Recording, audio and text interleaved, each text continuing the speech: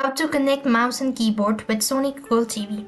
Hi everybody, welcome back to our channel. In this video, I'll show you the ways to connect mouse and keyboard to a Sony Google TV. Now here's what you'll need to do it. So if you're using a wire, then you want to locate the USB port on the side or back of the Sony Google TV.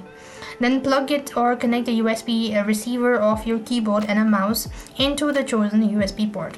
The TV should automatically recognize the connected device and you could start using them. Likewise, if it is wireless, then you want to navigate to TV settings menu, usually accessed by the remote care icon. Then go to remote and accessories or similar option. Then you want to turn on Bluetooth.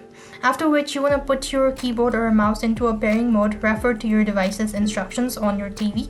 And once you've actually done it so, click on controller Bluetooth or connect. And once you've actually done it so, with that being said, you'll have successfully confirmed it. Now once paired, you could use your wireless keyboard or a mouse to navigate to a TV's interface and control app. So this is how it's done. I hope the video was helpful. Make sure to like, share and subscribe. Thank you for watching. See you in the next video.